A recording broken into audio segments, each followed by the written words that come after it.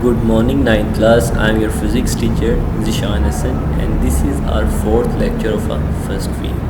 In this lecture, we will study about the vernier caliper and understand the working of vernier calipers. In this lecture,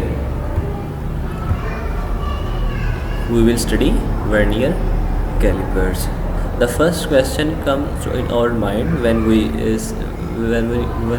study the vernier calipers, and why we need this, because to measure the length up to 1 millimeter we use meter rod, but below 1 millimeter meter rod cannot give us the precise measurements.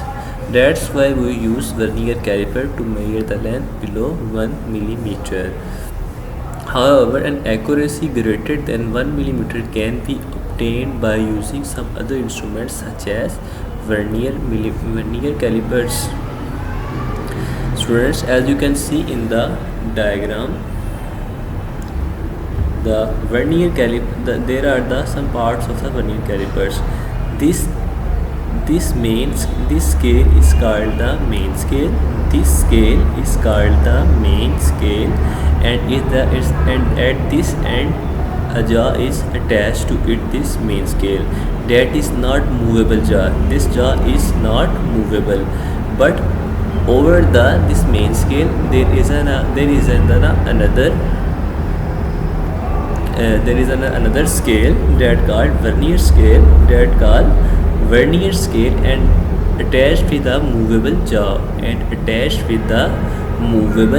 that can move over the main scale.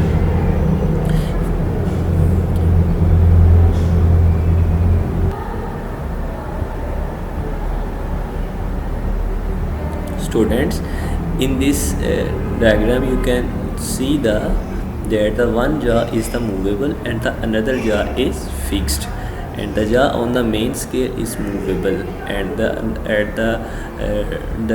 on the main scale, and the jaw attached to the another end of the main scale is fixed.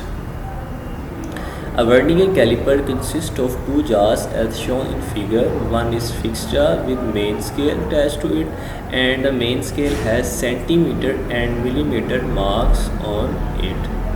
The other jaw is movable jaw. It has vernier scale having 10 divisions over it such that each of its division is 0.9 millimeter. Least count. Students, least count is the least count of the any instrument is this, that the how low or how small measurement can be done by any instrument is called their least count. But the least count vernier caliper is that how small measurement we can done with the vernier calipers. So we can measure 0.1 millimeter by using the vernier caliper, or 0.01 centimeter by using the vernier caliper.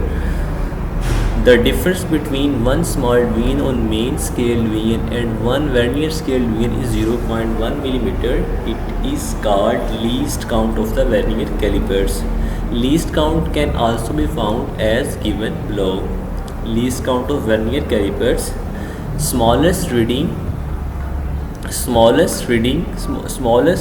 on the main scale divided by the number of divisions on the vernier scale. This gives us the least count of the vernier calipers. Students,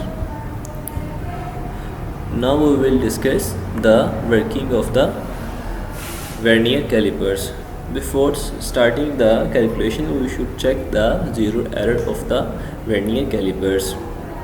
If the zero of the main scale and the zero of the main scale and the zero of the vernier scale coincides, is the 0 of the main scale and 0 of the vernier scale coincides, then there is zero error in the instrument. And if there are the 0 of the vernier caliper and the vernier scale and the main scales not coincides, then there is some zero error. And if the 0 of the vernier scale is behind the or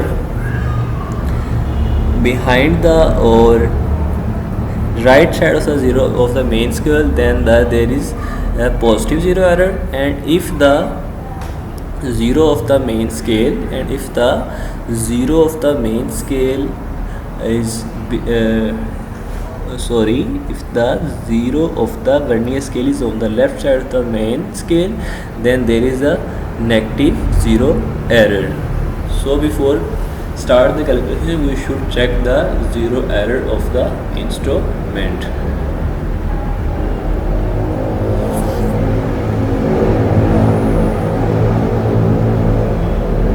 Taking reading on vernier calipers. Place the solid cylinder between jaws of the vernier calipers as shown in figure given below. Close the jaws till they press the opposite side of the object gently. Students, first of all we adjust the objects whose we want to measure the diameter in these two jaws, and then measure the reading on the main scale from 0 to at that place where the 0 of the vernier scale coincides on the line of main scale. Means in this diagram you can see that the reading on the main scale is 2.3, that this is 2.3, that and then you note the line of the vernier scale coincides with the line of main scale, and that digit multiply with the least count of vernier caliper and add in the main scale reading. That will give you the diameter of the required object.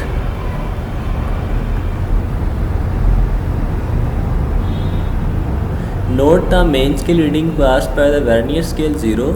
Find the vernier scale division completely coincide